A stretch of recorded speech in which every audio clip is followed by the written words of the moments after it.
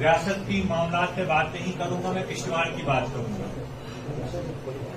Peoples democratic party کو آج تک کشتواڑ میں اقتدار کبھی نہیں ملا، لیکن ہمیشہ مفتی صاحب کی یہ کوشش رہی کہ میں کشتواڑ کے لیے کچھ کر پاؤں۔ آپ مڑوا روڈ کی بات کریں، آپ دکشن روڈ کی بات کریں، آپ سنتھن روڈ کی بات کریں، یہ سب اگر دین ہے کسی کی، وہ پیپلز ڈیموکریٹک پارٹی کی دین۔ یہاں پہ پہلے بھی پاور پروجیکٹ بنا، لیکن لوگوں کو کیا ملا آپ کو بھی معلوم ہے، ہمیں بھی معلوم ہے۔ پہلی بار پیپلز ڈیموکریٹک پارٹی کی جب پچھلی بار میڈم محبوبہ مفتی کی قیادت میں سرکار بنی، پکڑ ڈور پروجیکٹ میں پہلی بار کشتواڑ کے لوگوں کو آر پلان سیکشن ہوا، جس میں 33 لاکھ روپے ان کو یہ کمپنسیشن ملا۔ اس کے علاوہ زمین کا معاوضہ، اسٹرکچر کا معاوضہ، آر پلان ملا، CRS ملا، اور رائلٹی میں حصہ بنانے کی تجویز رکھی گئی۔ اس سے پہلے بھی کشتواڑ میں پاور پروجیکٹ بنتے رہے، لیکن کسی کو یہ کمپنسیشن نہیں ملا۔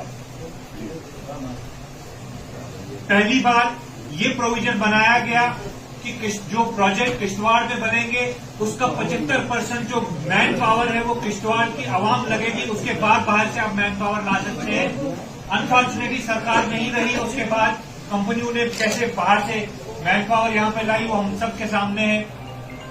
یہاں پہ اوقاف کا ادارہ بیٹھ گیا تھا، اسلامیہ اسکول کو چلانے میں جو دقت تھی وہ آپ کو بھی معلوم ہے، ہمیں بھی معلوم ہے۔ میڈم مفتی آئی، ہم نے ان سے 50 لاکھ روپے مانگے۔ فرسٹ ٹائم ہسٹری میں چیف منسٹر نے اپنے ڈسکریشنری فنڈ میں سے 50 لاکھ روپے جو ہے ہمیں دیے۔ آج 12 دکانیں اسلامیہ اسکول کی کنسٹرکشن ہو کے تیار ہیں، اس سے جو کرایہ موصول ہوتا ہے 12 ہمارے ٹیچرز جو ہیں، استاد جو ہیں، ان کی تنخواہ ان دکانوں سے نکل رہی ہے۔ اس لیے کشتواڑ کے ادارے کے لیے مفتی صاحب نے جب پہلی وقف کونسل کی میٹنگ لی، پورے جموں ریجن میں 3 پیرامیڈیکل کالجز اوقاف کی طرف سے بنانے کا فیصلہ لیا گیا، اس میں کشتواڑ کو سب سے پہلے رکھا گیا۔ آج وہی BSc نرسنگ کالج جہاں پہ ہر سال 170-180 بچے ہمارے BSc نرسنگ کر کے نکل رہے ہیں، بہت سارے ان کی نوکریاں لگ بھی گئی ہیں، کچھ پرائیویٹ سیکٹر میں بھی ہے، یہ بھی پیپلز ڈیموکریٹک پارٹی کی دین ہے۔ پھر ادارے کو، اوقاف کو اسٹرینتھن کرنے کے لیے میں نے میڈم سے ریکویسٹ کی، اس وقت کے اوقاف منسٹر سے ریکویسٹ کی، اور ہم نے جو یہ نرسنگ کالج کے بچے جو بچیاں ہیں ان کا ہاسٹل کا پروویژن جو ہے ہم نے اسلامیہ اسکول کے BEd کالج کے ہاسٹل میں رکھوایا، جہاں سے آج ایک اچھی خاصی انکم جو ہے اس ہاسٹل کی، جو ادروائز بلڈنگ بنا کے خالی پڑی ہوئی تھی۔ آپ کے یہاں پہ RITs ہزاروں کی تعداد میں بچے لگے، وہ مفتی صاحب کی دین تھی۔ رہبر جنگلات لگے، رہبر صحت لگے، رہبر کھیل لگے، یہ مفتی صاحب کی دین تھی۔ یہاں تک کہ تقریباً 928 بچے آپ کے آن دا سپاٹ DG ریکروٹمنٹ جس کو کہتے تھے، پولیس ریکروٹمنٹ، چاہے مڑوا وارڈ 1 دکشن کی بات کریں، پاڈر کی بات کریں، کشتواڑ کی بات کریں، آن دا سپاٹ بچوں کو وداؤٹ اینی کسی کو کسی سفارش کی ضرورت، کسی نے پیسے نہیں کھائے، اٹھا کے جو ہے ان کو DG بھرتی کیا گیا۔ آج ان کے بچے پڑھ رہے ہیں، آج وہ اپنی ترقی کر رہے ہیں، لیکن ان لوگوں نے ووٹ کبھی PDP کو نہیں دیا، نہ PDP نے اس کے بدلے ان کے عوض جو ہے ان کو ووٹ مانگا۔ RIT کی اسکیم مفتی صاحب نے لائی، PDP نے لائی، اور یہاں کے سیاستدانوں نے بولا تھا اب میں تو سکول جو تم سے ووٹ نہیں دوں، اور وہ بھی پڑھے لکھے ٹیچر، انہوں نے بولا آنا نہ ایسے ووٹ ایسے سکول لوگ ایسے RIT نہ سکیم کہیں میں آپ کے گاؤں میں سکول آیا، آپ کی کوالیفکیشن کی پینل میں آئے، آپ ٹیچر لگ گئے، مگر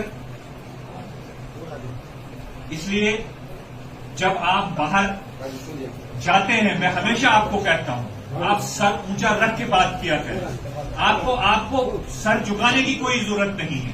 ہم نے ہمیشہ حق کے لیے لڑا ہے، حق کی بات کی ہے۔ ناصر صاحب نے یہاں پہ تفصیلاً کہا، کشتواڑ میں جب کوئی بات ہوئی پیپلز ڈیموکریٹک پارٹی جو ہے سڑکوں پہ نظر آئی۔ ہم نے آواز بلند کی، اپنی سرکار کے خلاف بھی آواز بلند کی جب کہیں پر کچھ ناجائز چیزیں ہوئی۔ ان افسران کو جن کو ہماری سرکار نے یہاں پہ لایا، ان کے خلاف بھی جب کوئی بولنا ہوتا تھا تو وہ پیپلز ڈیموکریٹک پارٹی کے لوگ بولتے تھے۔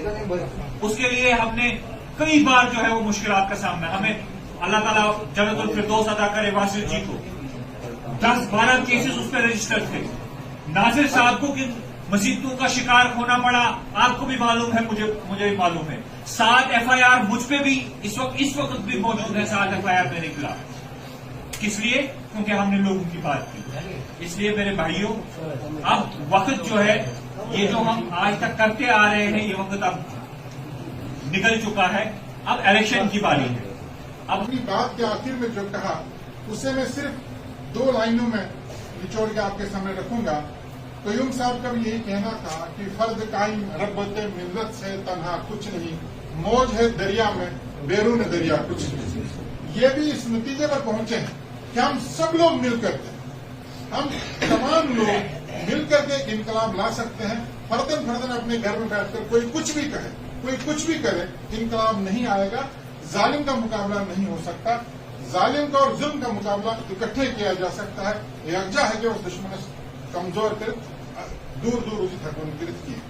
बहरहाल बात रखने से पहले मैं चाहता था कि हम सब लोग जो कल एक बहुत ही बड़ा हादसा पेश आया जिसमें 8 अफराद जान बहक हुए, और हम सब उनके गम में, उनके दुख में बराबर के शरीक और अल्लाह के हुजूर से दुआ करते हैं कि मरहूम को की मग़फ़िरत हो और उनके जो अहले खाना है, जो पसमानदान है, उन्हें सब्र जमील अता हो। मेरी भी वालिदा 10-15 रोज कबल इंतकाल करके मैं सब पार्टी के जितने भी लोग यहाँ मौजूद हैं उनका शुक्रिया अदा करता हूँ कि फर्दन सब ने आकर के मेरे घर आकर के मुझसे हमदर्दी का इज़हार किया, ताज़्ज़ुब की, और इस दुख की घड़ी में मेरे साथ जो है वो रहे। खासकर पार्टी की सदर महबूबा मुफ्ती साहिबा का मैं शुक्रगुजार हूँ कि उन्होंने भी अपने गुनागुन मुशक्क़ात के बावजूद यहाँ आई और मेरे गांव में शरीक रही। बहरहाल दुनिया का दस्तूर है, ये सब कुछ चलते रहना है, लेकिन असल मुद्दा मकसद हमारी जमात का यही है कि जम्मू कश्मीर को एक नई रोशनी, एक नया रास्ता देना है। और हमें इस बात का फख्र है कि हम ऐसी जमात के सिपाही हैं, हम ऐसी लीडरशिप के साथ काम करें जो लीडरशिप बेदार है, जो लीडरशिप ईमानदार है, जो लीडरशिप निडर है, जो लीडरशिप हौसलामंद है। भले ही वो एक खातून है, लेकिन उस खातून ने साबित कर दिया कि जम्मू कश्मीर में अगर कोई निडर आवाज है तो मोहतरमा महबूबा मुफ्ती साहिबा की आवाज है। और उनके हौसले को देखते हुए, उनकी जुर्रत को देखते हुए हम भी कोशिश करते हैं कि हम भी उनके नक्श कदम पर चलकर लोगों को इंसाफ देने के लिए आगे आगे रहेंगे। लेकिन वक्त का तकाजा, मजबूरियां और लोगों की कमजोरियां हमें अक्सर कमजोर कर देते हैं। यहाँ एक नौजवान कह रहा था कि हम लोग कमजोर हैं। हम कमजोर नहीं हैं। कमजोर आम लोगों की सोच हो चुकी है। आम इंसान, आम आदमी आज के माहौल में इतना डरा हुआ है कि अगर कोई भी आगे निकल कर बात करने की कोशिश करता है उसका साथ नहीं देता। आर्टिकल 370 हो या 35A की जदोजहद के लिए वाहिद और वाहिद PDP के सड़कों पर निकले। क़य्यूम साहब मेन स्ट्रीम में नहीं थे, लेकिन इस बात के गवाह हैं। एक बार जब बार एसोसिएशन का एक जुलूस लेकर के मैं बस स्टैंड तक पहुंचा तो ये भी हमारे साथ शामिल हुए थे। और उसके बाद जब आर्टिकल 370 की एब्रोगेशन हुई, हम लोगों को नजरबंद रखा गया, और 1 साल के बाद जब पुलिस स्टेशन में मुझे और डाक साहब को बुलाया गया, हमें हिरासत में रखा गया। हमारे अलावा वहां क़य्यूम साहब थे और कोई मेन स्ट्रीम का लीडर नहीं था। 370 के एप्लीकेशन को 1 साल हो चुका था, कोई और मेन स्ट्रीम का लीडर थाने में लॉकअप में बंद नहीं था। हम PDP के लीडर वहां बंद थे और हमारे साथ क़य्यूम साहब थे। क़य्यूम साहब इस बात के गवाह। हम तो निकलते थे आगे। और सुबह हमें अफसोस हुआ जब मुझे डाक साहब ने कहा कि मोबाइल खोलकर जरा देखिए कि क्या किसी ने हमारे गिरफ्तार होने पर कोई आवाज उठाई है, किसी ने कहा है कि भाई इनको छोड़ो या हम इनके साथ हैं। सन्नाटा है। मेरे कहने का मतलब है हम कमजोर नहीं हैं, कमजोर हमारे लोगों की सोच हो चुकी है। डर इतना बढ़ चुका है कि मैं मुख्तरन कहूंगा जब जुल्म हद से बढ़ जाता है तो इसी तरह का माहौल होता है, लेकिन इससे बाहर निकलने की जरूरत है। आजकल हमारे पूरे जम्मू कश्मीर की सूरत ये हुई है कि जुल्म जब हद से बढ़ा तो सबके लब सीने पड़े, वरना सारे शहर में बेजुबान हुई नहीं। लेकिन अब इस जुल्म और जबर का मुकाबला करना, हम सब लोगों को सामने आना। जहां हम बार बार कहें PDP ने ये किया, PDP ने वो किया, महबूबा जी ये कर, अरे हम सब तो PDP वाले हैं। साहब ने जो बात कही, ये नारा क्या है کہ نہ گرنیڈ سے نہ گولی سے بات بنے گی بولی سے. ایک عجیب و قسم کا نعرہ پورے ریاست جموں کشمیر میں آیا. لیکن جب مفتی محمد سعید صاحب نے اس نعرے کو امپلیمنٹ کرنے کے لیے مرکزی سرکار کے ساتھ اپنی وابستگی ظاہر کی تو ہم نے دیکھا کہ جہاں ریاست جموں کشمیر میں ظلم و باربریت کی ایک بہت بڑی کہانی اس وقت گراؤنڈ پہ موجود تھی. لوگوں کو کیمپوں میں لیا جاتا تھا, مارا جاتا تھا. ٹاسک فورس ظلم و بربریت کے اس اپنے حساب سے لوگوں کو پریشان کر رہے تھے. لیکن جب مفتی صاحب نے اپنا یہ نعرہ لے کر, اپنا یہ مشن لے کر ریاست جموں کشمیر کی بھاگ دوڑ سنبھالی تو مفتی صاحب نے زمینی سطح پر ان چیزوں کو پہلے ختم کر دیا. آپ ہم سے زیادہ توازن میں نہیں جاتے ہوئے وہ کر دیا آپ کا بھی زیادہ جائے گا. میں اشارہ آ رہا ہوں کہ کشمیر کی لیڈرشپ کی طرف میں نے اشارہ کیا. انہیں کشمیر کے لیڈرشپ میں سے ایک جنہوں نے پارٹی یہ بنائی ہے اور میں نے یہ پارٹی کیوں اختیار کی. بعد ہوتی ہے ڈسکس کریں عبادت ہم بات کریں لوگوں کی پارٹی کیا ہے. لیکن شریعت کا حکم ہے کہ قوم کے ساتھ ملے رہو. واعتصموا بحبل اللہ, مل کر ایک رسی کو پکڑو. دوسرا یہ کہ انفرادی طور انسان کچھ نہیں کر سکتا ہے. کوئی نہ کوئی ایک پارٹی, اور پارٹی وہ حق پرست جو ہے زیادہ یہ دیکھنا کہ حق پرست پارٹی کون ہے. میں نے حق پرست پارٹی جان کر اس پارٹی میں جوائن کیا. اور یہ ہر ایک کو یہ سوچنا چاہیے کہ حق پرست پارٹی ہے, ظالموں کے مخالف ہے, مظلوم کو ساتھ دینے والی ہے. اسی میں ہمیں ثواب ملے گا. تبھی میں نے حدیث پڑھی انما الاعمال بالنیات, جو ہم نیت رکھیں گے وہی ہم کو ملے گا.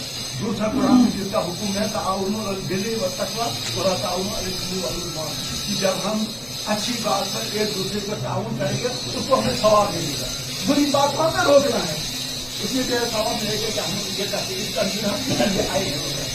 مگر میں نے لیڈرشپ کے بارے میں کہا کہ لیڈرشپ کشمیر کی جتنی لیڈرشپ آپ کے سامنے ہیں, چھوٹے سے بڑے لیڈر وغیرہ کا نام نہیں دینا چاہتا مجھے.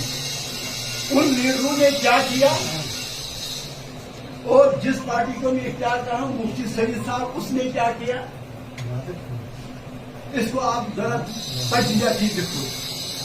وہی مفتی سعید صاحب وغیرہ جو ہوم منسٹر رہے سینٹر, اور یہی مفتی سعید صاحب ہیں جنہوں نے فرعونوں کے مقابلے کے لیے, فرعون جہاں ہمارے جموں کشمیر میں ہو گئے تھے, ان فرعونوں کے مقابلے میں اسے نئی پارٹی بنائی. نہیں تو اس کو کوئی نئی پارٹی طاقت بند کوئی ضرورت ہی نہیں کرتا.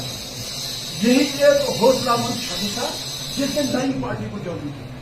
تو تاثر کا پارٹی بنے, یہ اتر پارٹی بنے, حریت تحریک دورہ وغیرہ کچھ حریت کی سپورٹ سے لگ جائے نئی پارٹی بنے. تو تاکہ ضرورت کرنے کا نو پارٹی بنانا زوالا کا لیکن مفتی سعید صاحب نے دونوں یہ چیز کرتے ہوئے وغیرہ اس نے یہ پارٹی کی تاج رکھی جس کے کافی ہو گئے تاسیس تھا. آج بھی ہمیں نے بنا ہے وغیرہ. اللہ تعالیٰ اس پارٹی کو کامیاب کرے. زیادہ کیا ونو ساروی کا یت پہ روشنی کہ آج کا بہت پہ یہ یکجا گمت تو یہ ون اخ ذات ات پہ ٹھور پتہ یمو اظہار افسوس کہ 6 نفر 8 نفر گزرے. اللہ تعالیٰ کرے تمہیں جنت فردوس عطا. بیٚیہِ چھِ ریسنٹلی ناصر صٲبس تہِ وائن صٲب والدہ صٲب گزرے تمن خاطر تہِ کرے اللہ تعالیٰ تمن جنت فردوس عطا. پارٹی تہِ چھِ پتہ کہ سارے یہ مجھتا بوزو تھی بیچ میں مزید آپ کیا گورننس کا گنجائش کیا, مگر بیان یہ ایکسپیرینس یا پارٹی میں سرکاری ملازم, مگر 8 ؤری ہے یتھ وابستگی. لیکن ہر جائے وچھان مرکز ڈیوٹی دن تعینات ہر پارٹی میں ہر فنکشن میں گورنمنٹ فنکشن میں گھن لیکن پیپلز پارٹی دیکھتے ہیں ریاست جموں و کشمیر پوری اسی اسٹیٹس ہوتی ہے جو 1996 کا واقعہ پیش آتی ہے. اسی طرح مالدار توڑ پھوڑ چیکنگ کریک ڈاؤن وہی حالت پھر ہوئی ہے اور ہمیں لگتا ہے کہ ہمیں پھر پیپلز ڈیموکریٹک پارٹی کو مضبوط کرنا چاہیے تاکہ اس مصیبت سے ہم پھر نکل آئے. آج اتنا نہیں اگر کشتواڑ کی بات کریں کشتواڑ میں لیڈرشپ کی ضرورت ہے مضبوطی کے ساتھ کھڑے ہونے کی ضرورت ہے. ہمیں نہیں لگتا ہے کہ کشتواڑ کو کوئی بھی لیڈرشپ مضبوط ہے کہ یہاں کشتواڑ کی ڈیمانڈ کرے کشتواڑ کی بات کرے کشتواڑ کی نوجوان کے حق کی بات کرے. ہم نے دیکھا آیا تو جہاں جتنے بھی پولیس لیڈر ہیں سب اپنی باتیں کرتے ہیں نوجوان کی بات کوئی نہیں کرتا ہے مظلوموں کی بات کوئی نہیں کرتا ہے. ہم نے پارلیمنٹ اسمبلی میں بھی ہم نے دیکھا جب قانون اور کونسل میں ہمارے ساتھ سب تھے وہی ایک شکل تھا جو لاکھوں کے بارے میں بات کرتا تھا کہ کشتواڑ کے نوجوان کو روزگار ملنا چاہیے جو ہمیشہ بات کی کشتواڑ کے نوجوان کو یہ بات ہونی چاہیے ان کے مصیبت ہے ان کو یہ جو ستم ہو رہا ہے. باقی لیڈرشپ خالی اپنی سیٹ کو اپنی کرسی کے لیے بیٹھتے ہیں. لوگوں کو کنوینس کرو بھائی یہ حقیقت ہے یہ ہم کر رہے ہیں اور یہ جو ہم سے پیچھے آئے تھے انہوں نے ہمارے ساتھ کیا. کرتے ہیں سارے بولتے ہیں یار آج حکومت ہی نہیں کوئی پیچھے نہیں ہے اندر لیتے ہیں جاؤ نا جائیں گے کیوں نہیں جائیں گے.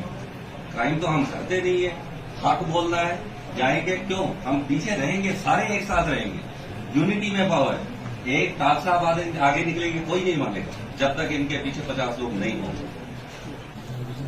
اس لیے کوشش کرو بولنے کی کنوینس کرو لوگوں کو بھائی ہم کیا کر رہے ہیں اور لوگ کیا کر رہے ہیں.